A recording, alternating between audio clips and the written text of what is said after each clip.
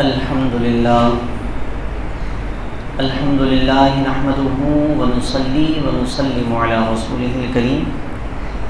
اللہم رب اشرح لی صدری ویسر لی امری واحلل عقدۃ من لسانی یفقہوا قولی اما بعد فاعوذ باللہ من الشیطان الرجیم بسم اللہ الرحمن الرحیم فاسألوا اہل الذکر ان کنتم لا تعلمون صدق اللہ مولانا العظیم وصدق رسولہ النبی الکریم الامین ونحن علی ذالک لمن الشاہدین والشاکرین والحمدللہ رب العالمین۔ تمام احباب بآواز بلند درود پاک کا نذرانہ پیش کیجیے۔ اللہم صلی علی سیدنا مولانا محمد معدن الجود والکرم وعلی آلہ واصحابہ وبارک وسلم صلاۃ و سلام علیکہ یا سیدی یا رسول اللہ صلی اللہ علیہ وسلم۔ طلاق کے حوالے سے آپ احباب کی خدمت میں مسائل پیش کیے جا رہے تھے۔ آج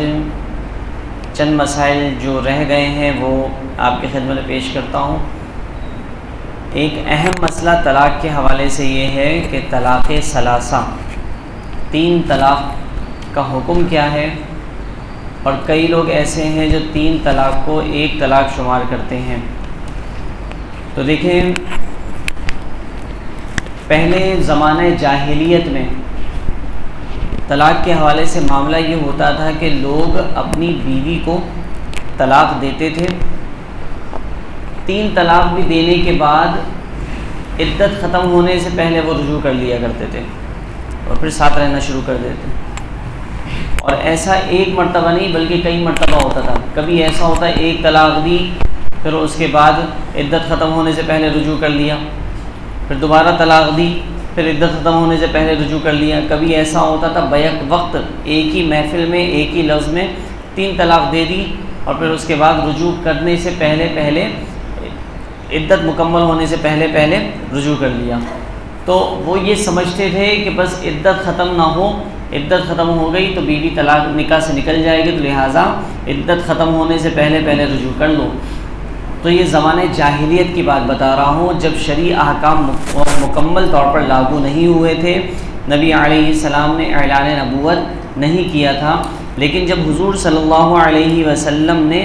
اعلان نبوت کر دیا اور پھر باقاعدہ شرعی احکام لاگو ہوئے، تو حضرت قتادہ رضی اللہ تعالی عنہ فرماتے ہیں تو اب اس کے بعد باقاعدہ یہ آرڈر جاری ہوا تھا کہ اگر کوئی شخص اپنی بیوی کو ایک محفل میں 3 طلاق دے گا تو وہ 3 ہی شمار ہوں گی، 3 شمار ہوں گی۔ تو اس وقت لوگوں کی یہ بھی عادت تھی کہ وہ طلاق دیتے تھے،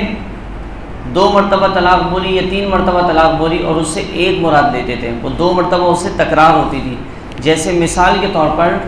میں آپ سے کہوں کہ یار پانی پلاؤ پانی، تو میں نے پانی کتنی مرتبہ بولا ہے؟ 2 مرتبہ۔ لیکن آپ مجھے 2 گلاس پانی لا کے دیں گے یا 1 گلاس؟ 1 گلاس۔ تو دوسری مرتبہ جو میں نے بولا یار پانی پلاؤ، پانی کہا ہے تم سے، پانی پلاؤ مجھے،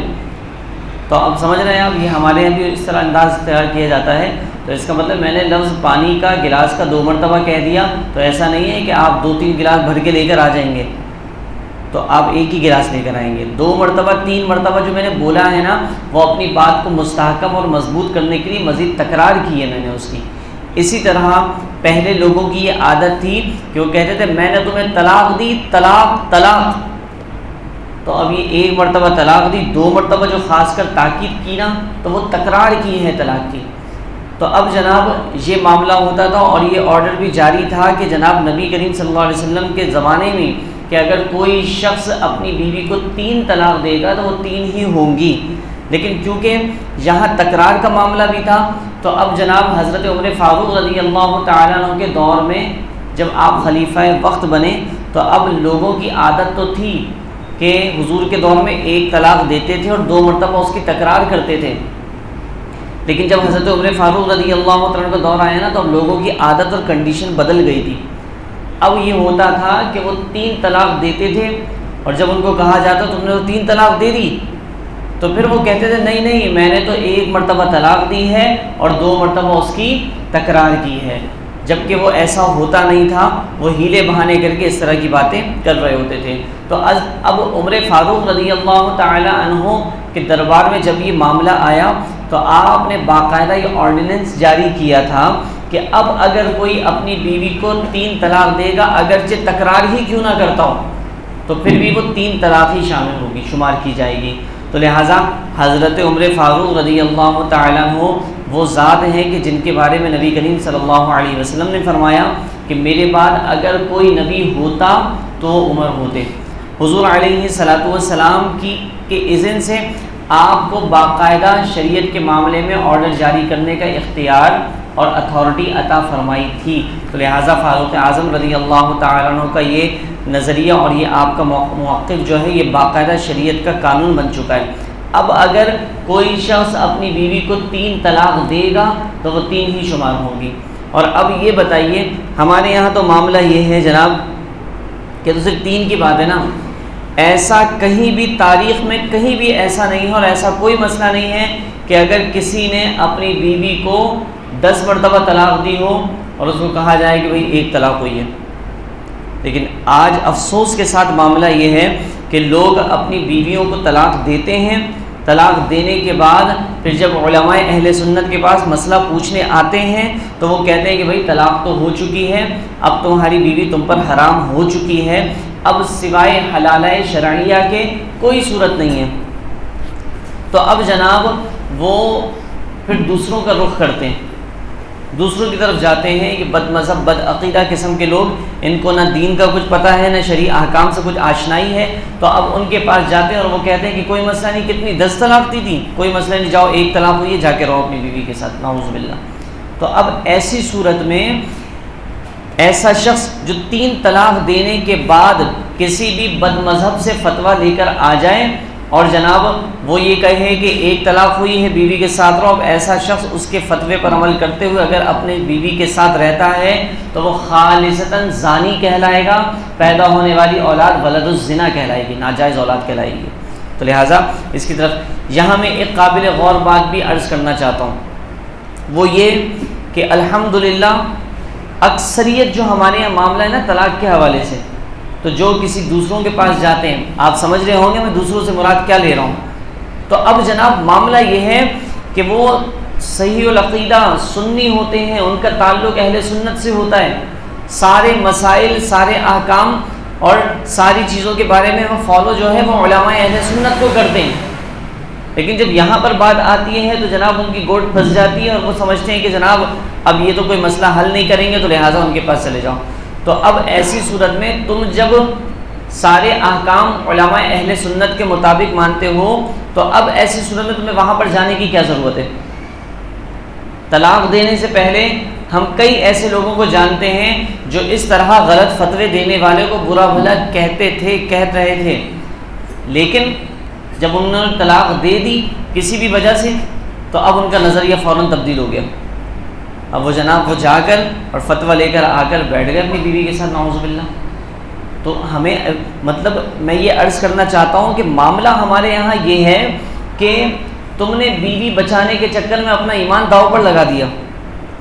ایسے لوگوں کے پاس یہ جو فتوے دیتے ہیں نا 3 طلاق کے بعد 1 طلاق کا، 10 طلاق کے بعد 1 طلاق کا، ان کا نظریہ یہ ہے کہ یہ اللہ تبارک و تعالیٰ کے جسم کے قائل ہیں،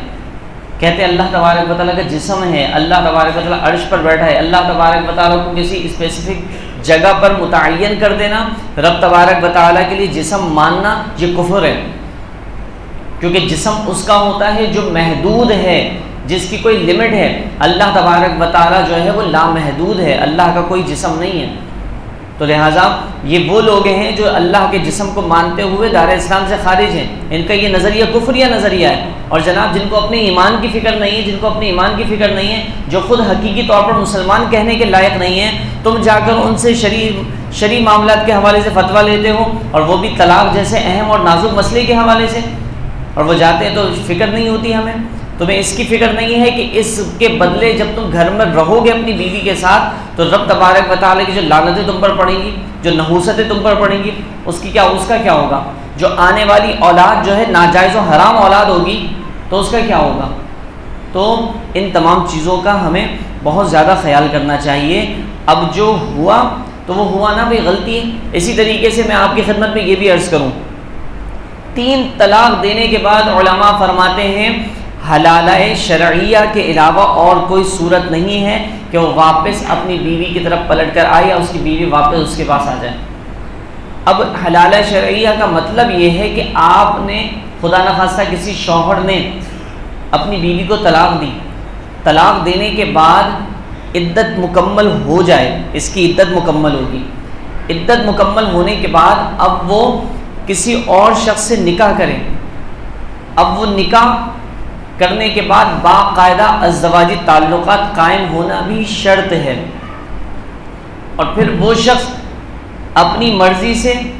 یا پھر لڑکی کو یا خاتون کو واپس اپنے پہلے شوہر کے پاس جانا ہے اپنے بال بچوں کی وجہ سے، وہ اگر یہ کہتی ہے کہ بھئی یہ وجہ ہے اور لہٰذا تم مجھے طلاق دے دو، یا وہ خود اپنی مرضی سے طلاق دے دے، اب اس کی عدت مکمل ہوگی، اس کی عدت مکمل ہونے کے بعد اب وہ اپنے پہلے شوہر کے پاس جا سکتی ہے۔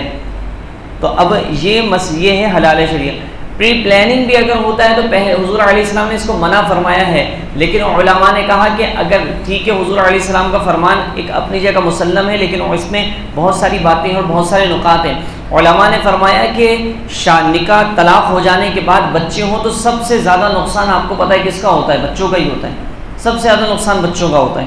تو علماء نے فرمایا عورت کا گھر برباد ہوتا ہے، مرد کی زندگی برباد ہوتی ہے، بچوں کا مستقبل خراب ہو جاتا ہے، یہ ساری چیزوں کو بچے جو ہے وہ ڈپریشن کا مرض ہو جاتے ہیں۔ تو اب ایسے صورت میں ان تمام چیزوں سے بچنے کے لیے اگر کوئی شخص باقاعدہ اس طرح کرتا ہے کہ بھائی صحیح ہے کوئی گھر بچ جائے گا، گھر کے معاملات صحیح ہو جائیں گے، تو اگر اس طریقے سے کوئی حلال شرعی کرتا ہے تو اب وہ زنا سے تو بہتر ہے نا۔ وہ جو تم 1 طلاق 3 طلاق دینے کے بعد واپس اپنی بیوی کے پاس آ رہے ہو، 3 طلاق دینے کے بعد تو وہ تو حرام ہو گئی تم پر۔ تو اب چلو اگر بالفرض یہ مان بھی لیا جائے کہ جناب یہ باقاعدہ پری پلان ہو رہا ہے اور حضور علیہ السلام نے اس کو منع فرمایا ہے، ٹھیک ہے پری پلان ہو رہا ہے، اب وہ شوہر سے دوسرے شوہر سے نکاح کرتی ہے، وہ طلاق دے گا، طلاق دینے کے بعد اب جو ہے نا یہ واپس آ رہی ہے، تو لہٰذا کم سے کم اس گناہ سے تو بچ رہے ہو تم جو پہلے گناہ ہو رہا تھا۔ تو کم سے کم ہمیں ان تمام چیزوں کو سمجھنا چاہیے۔ حضور علیہ السلام نے جو ہمیں طریقہ بتایا ہے اسی طریقے سے طلاق دی جائے، اگر اس سے ہٹیں گے تو نقصان ہوگا اپنا اور زندگی برباد ہوگی۔ اسی طریقے سے تو ہمیں اس حوالے سے باقاعدہ 3 طلاق کے حوالے سے بہت زیادہ غور و فکر کرنی چاہیے۔ جس نے دے دی ہے، یہاں ایک اور بات میں عرض کرنا چاہوں کہ جو لوگ اس طرح 3 طلاق دینے کے بعد بغیر حلال شرعیہ کے واپس ان بدبختوں کے فتوے پر عمل کرتے ہوئے اگر واپس اپنی بیوی کے پاس آ جاتے ہیں نا، تو خاندان والوں کو، برادری والوں کو، کمیونٹی والوں کو چاہیے کہ اس سے ہر طور پر بائیکاٹ کریں۔ اگر آپ نہیں کرتے اور کہتے ہیں کہ چلو یار میرا بھائی ہے اب کیا کریں، بہن ہے میری تو لہٰذا آپ کیا کریں، اب تو بہن کو تو نہیں چھوڑ سکتے نا اس طرح، مجھے بتائیے بہن زیادہ اہم ہے یا اللہ رسول کا فرمان زیادہ اہم ہے؟ تو لہٰذا ہمیں اس کی فکر کرنی چاہیے۔ بہن ناراض ہو جائے وہ چلے، بہن ناراض ہو جائے وہ نہیں چلے گا، اللہ ناراض ہو جائے تو وہ چلے گا کیا؟ تو لہٰذا ایسے لوگوں کا ہر طور پہ ان کی حوصلہ شکنی کرنے کے لیے ان سے ہر طرح کا تعلق ختم کرنے کا حکم ہے۔ بہن آپ کو جو ہے نا کچھ بات ویسے ہم پھڈے فساد کرتے رہتے ہیں، تعلقات ختم کرتے رہتے ہیں، سالوں سال نہیں ملتے اپنی ذات کی وجہ سے، پھر بہن یاد نہیں آتی، پھر رشتہ یاد نہیں آتا۔ لیکن جہاں شرعی معاملہ ہو تو فوراً کہتے ہیں نہیں یار وہ بہن ہے نا میری، وہ میرا بھائی ہے نا، وہ میری بیٹی ہے، تو اس سے کیسے میں اس طرح رشتہ ختم کر سکتا ہوں؟ تو شریعت یہ سارے رشتے اللہ اور اس کے رسول کی وجہ سے ہیں۔ اگر اللہ اور اس کے رسول کی کوئی نافرمانی کرتا ہے تو پھر ایسی صورت میں بہن بہن کہنے کے قابل نہیں ہے، بھائی بھائی کہنے کے قابل نہیں ہے، بیٹا بیٹا اور بیٹی بیٹی کہنے کے قابل نہیں ہے۔ سارے رشتے اللہ رسول نے عطا فرمائے نا، تو لہٰذا ان تمام چیزوں کو دیجیے۔ اور اگر آپ بائیکاٹ نہیں کرتے تو ان کی اس گناہ پر حوصلہ افزائی ہوگی، سارے ملیں گے آ کر ان سے سب کریں گے تو ان کو اپنا گناہ لگے گا ہی نہیں۔ اور اگر آپ حوصلہ افزائی نہیں کریں گے، ان سے قطع تعلق کریں گے تو ان کو اس کا احساس ہوگا کہ یار میں نے جو کیا ہے غلط کیا ہے، تو فوراً وہ علیحدگی اختیار کریں گے۔ تو لہٰذا عافیت اسی میں ہے کہ ہم اللہ اور اس کے رسول کی اطاعت و فرما برداری کریں۔ اسی طریقے سے ایک مسئلہ طلاق کے حوالے سے جو ہمارے یہاں عوام میں بہت زیادہ مشہور ہے وہ یہ کہ جناب اگر شوہر میاں بیوی نہ آپس میں جدا ہو جائیں اور کئی سال تک نہ ملے یا کچھ عرصے تک نہ ملے تو کیا طلاق واقع ہو جاتی ہے؟ یا ناراض ہونے کی صورت میں بیوی گھر جا کر بیٹھ گئی، اب وہ جناب 6 مہینے سے اپنے گھر بیٹھی ہے، تو کیا اب ایسی صورت میں طلاق واقع ہو جاتی ہے؟ تو لوگ کہتے ہیں کہ ہو جاتی، لوگ سمجھتے ہیں کہ ہو جاتی ہے، حالانکہ طلاق واقع ایسے نہیں ہوتی۔ اس کا ایک شرعی اصطلاح ہے جس کو کہتے ہیں ایلا۔ ایلا یہ ہوتا ہے کہ اگر کسی شوہر نے اپنی بیوی کے بارے میں یہ قسم کھا لی کہ خدا کی قسم میں تجھ سے صحبت نہیں کروں گا، یا اس نے یہ قسم کھا لی کہ خدا کی قسم میں 4 مہینے تک تجھ سے صحبت نہیں کروں گا، تو اگر اس نے 4 مہینے صحبت نہیں کی تو اب ایسی صورت میں طلاق واقع ہو جائے گی، ایک طلاق واقع ہو جائے گی۔ اور اگر 4 مہینے کی قید نہیں لگائی تھی، ویسے ہی اس نے کہا کہ میں قسم کھا کے کہا، اللہ کی قسم کھا کے کہا، یا اللہ کی کسی صفت کی قسم کھا کے کہا کہ میں تجھ سے قربت یا صحبت نہیں کروں گا، تو اب ایسی صورت میں جیسے ہی 4 مہینے گزریں گے طلاق واقع ہو جائے گی۔ تو یہ صورت ہے طلاق واقع ہونے کی۔ اور اگر 4 مہینے گزر گئے، ایک طلاق ہوئی اور ابھی بھی وہ اس کا انداز برقرار تھا، اس نے وہ اس کی قسم اپنی قسم پر برقرار تھا، تو اب ایسی صورت میں دوسرا 4 مہینہ گزرے گا تو دوسری طلاق پڑ جائے گی، تیسرا 4 مہینہ گزرے گا تو تیسری طلاق پڑ جائے گی۔ تو لہٰذا یہ ایک اہم مسئلہ ہے کہ اس بارے میں اگر کوئی شوہر ناراض ہو کر وہ اس طرح کی بات اگر کرتے ہیں تو ان کو چاہیے کہ فوراً سے پہلے قسم توڑ دیں، قسم کا کفارہ ادا کریں اور جناب آپ اپنی اہلیہ کے ساتھ رہنا شروع کریں۔ تو لہٰذا ان تمام مسائل کو جاننا بہت زیادہ ضروری ہے۔ تقریباً میں نے کافی حد تک آپ احباب کی خدمت میں طلاق کے مسائل پیش کیے، لیکن سارے مسائل پیش نہیں کیے، ابھی بھی بہت سارے مسائل ہیں جو رہ گئے ہیں، لیکن کچھ نہ کچھ آپ لوگوں کو آگاہی فراہم کرنے کے لیے ہم نے کئی مسائل پیش کیے۔ اللہ تبارک و تعالیٰ کی بارگاہ میں دعا کرتا ہوں میں کہ ہم نے طلاق کے حوالے سے بالخصوص اور بالعموم جس حوالے سے بھی مسائل بیان کیے ہیں، ان میں اگر کوئی غلطی کوتاہی ہو گئی ہو تو میں رب کی بارگاہ میں معافی کا خواستگار ہوں۔ اللہ تبارک و تعالیٰ ہماری اس معذرت کو قبول فرمائے اور ہمیں دین کا صحیح پیغام لوگوں تک پہنچانے کی توفیق عطا فرمائے۔ تو انشاءاللہ کل جو ہے ہم کسی نئے عنوان کے ساتھ آپ کی خدمت میں حاضر ہوں گے۔ اب سوالات کی طرف چلتے ہیں۔ مؤذن اذان میں اشہد ان محمد رسول اللہ کہتے ہیں، تو ہم جواب میں اشہد ان محمد رسول اللہ پڑھیں گے یا 2 زبر ہی لگائیں گے؟ اشہد ان محمد رسول اللہ ہی پڑھیں گے۔ تو یہ کچھ عربی گرامر کے حوالے سے کچھ یہ قانون ہوتا ہے، قاعدہ ہوتا ہے، تو بہرحال یہاں پر اشہد ان محمد رسول اللہ ہی پڑھیں گے، لا الہ الا اللہ محمد الرسول اللہ پڑھیں گے وہاں پر۔ لیکن جب یہاں اشہد ان آئے گا تو ان کے بعد محمد الرسول اللہ پڑھیں گے، اشہد ان محمد الرسول اللہ پڑھیں گے۔ اذان کا جواب دینے سے 34,000 نیکیاں ملتی ہیں؟ واللہ اعلم۔ مذاق کے اندر لڑکا اور لڑکی نے نکاح قبول کر لیا تو کیا نکاح ہو جائے گا؟ اگر صرف لڑکی اور لڑکا تھے اور دونوں تنہائی میں تھے اور انہوں نے نکاح کیا تو نکاح منعقد نہیں ہوگا، گواہوں کا ہونا بھی شرط ہے۔ گواہ بھی اگر موجود تھے تو ایسی صورت میں نکاح منعقد ہو جائے گا، لیکن اس طرح کا نکاح کرنا شریعت کو پسند نہیں ہے۔ نکاح تو ہو جائے گا،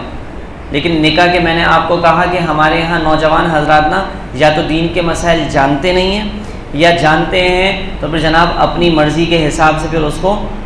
اپنانے کی اور اختیار کرنے کی کوشش کرتے ہیں۔ اماں ابا مان ہی نہیں رہتے،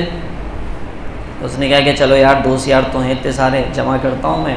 اور کہانی مکا دیتا ہوں، بعد میں اماں ابا کو بتا دوں گا۔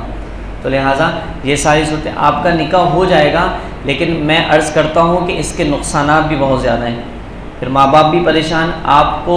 فکر ہونی چاہیے اس کی۔ یہ بہت طویل بات ہے کہ میں اگر اس پر بات کروں تو ماں باپ نے آپ کو ساری زندگی پال پوس کر بڑا کیا، کتنے ارمان ہیں، کتنی فکر ہے ان کی، کتنی خواہشات ہیں، آپ نے ایک عمل کر کے ان کی ساری خواہشات پر پانی پھیر دیا، ان کے دل کو چوٹ پہنچائی، ان کا دل توڑا۔ نبی کریم صلی اللہ علیہ وسلم آپ کو یہ تو نظر آ گیا کہ جناب میں نکاح کر لوں اگر گواہوں کی موجودگی میں تو ہو جائے گا، لیکن آپ یہ بھی تو دیکھیں کہ نبی کریم صلی اللہ علیہ وسلم نے فرمایا کہ مومن کا دل دکھانا،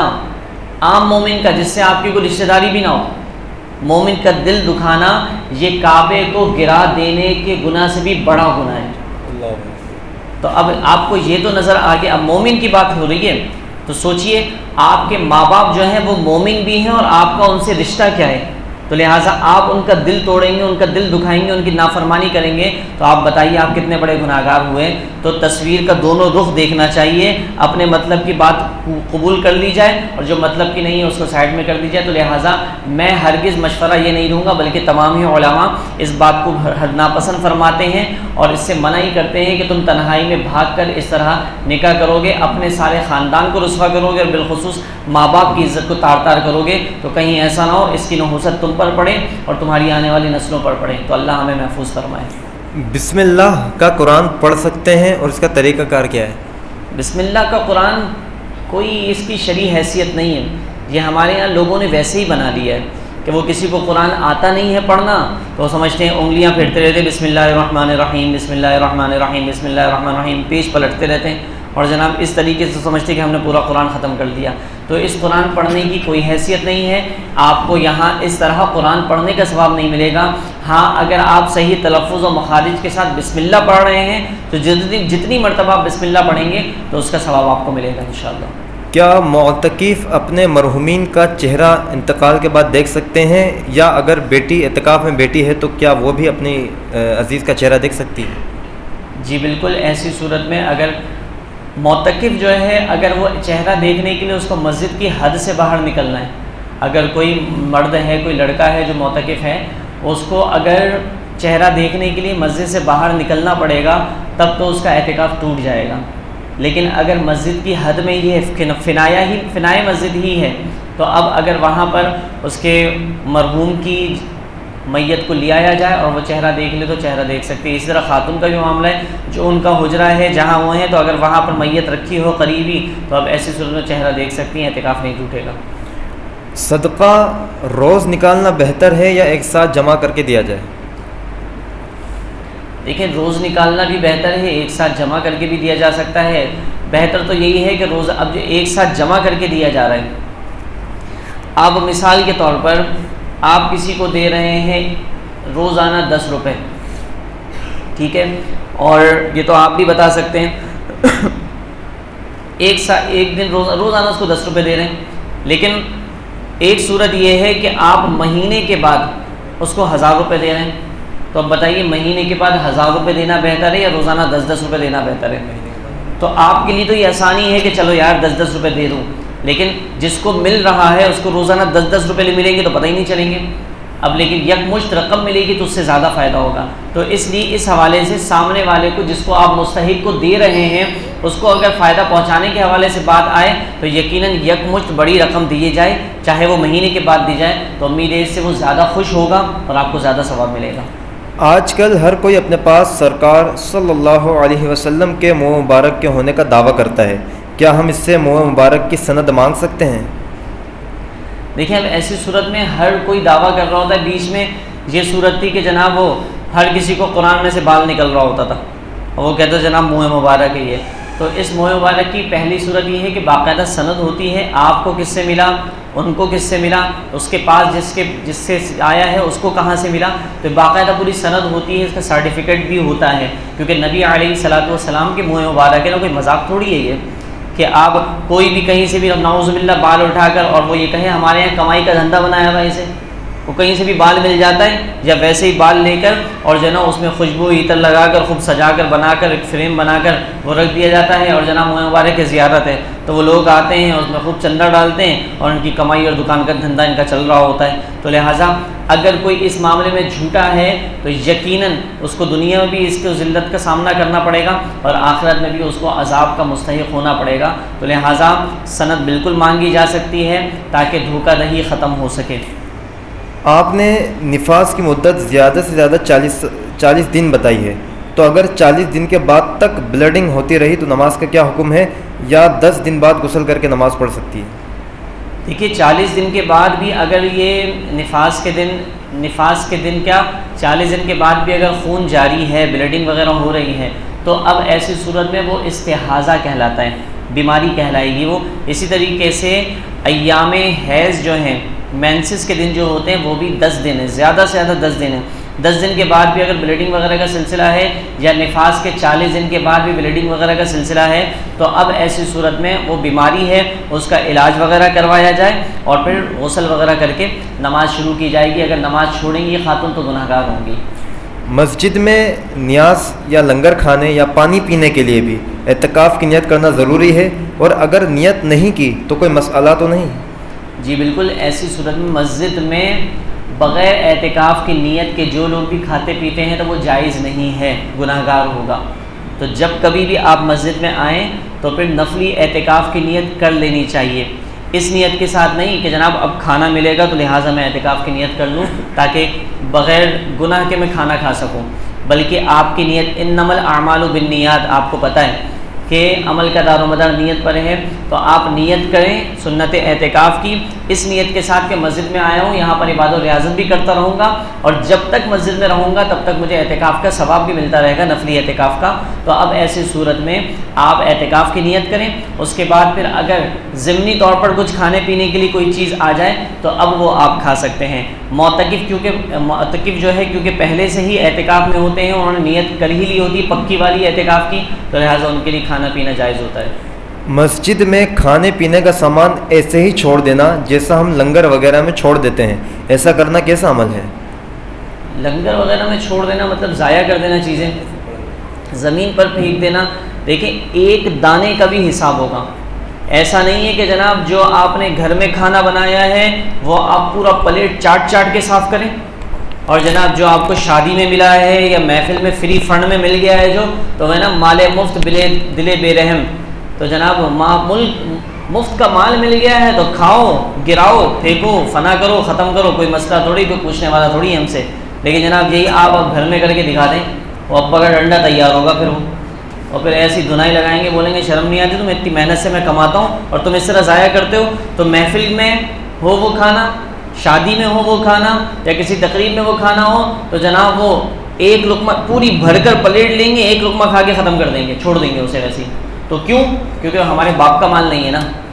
تو جو باپ کا مال ہوتا ہے نا تو پھر اس کے بارے میں پھر خیال بھی ہوتا ہے. تو لہٰذا باپ کا ہو یا آپ کا ہو، ہر صورت میں مال کی فکر کرنی چاہیے، دانے کا ادب اور احترام کرنا چاہیے. نبی کریم صلی اللہ علیہ وسلم کا فرمان ہے کہ اس رزق کی قدر کرو، اس قوم سے چلا جاتا ہے نا واپس پلٹ کر نہیں آتا، حضور علیہ الصلوۃ والسلام. تو اب ہمیں اس کی فکر کرنی چاہیے. آپ مسجد میں کھائیں، اور دوسری بات مسجد میں آپ کھا رہے ہیں تو مسجد کی صفائی اور ستھرائی کا احترام بھی آپ کریں، خیال آپ کریں. آپ نے کھا کر، اور پھر میں آپ کے کس حوالے سے کس پیراہن میں اس پر بات کروں، میں کھانے کے دسترخوان پہ جو دانے گر جاتے ہیں نا اگر اس کو اٹھا کر کھا لینا تو حضور علیہ السلام کا فرمان ہے اللہ اس بندے کی بخشش و مغفرت فرما دیتا ہے. تو لہٰذا آپ دانہ زمین پر گرے، ذرات بھی گرے تو اٹھا کر کھا لیں، اور یہ آپ کے اخلاق کی بھی عکاسی کرتا ہے. تو لہٰذا اس طرح غیر ذمہ داری کا مظاہرہ کرنے سے ہم سب کو بچنا چاہیے. جی ٹھیک ہے، تمام سوالات مکمل ہو گئے. انشاءاللہ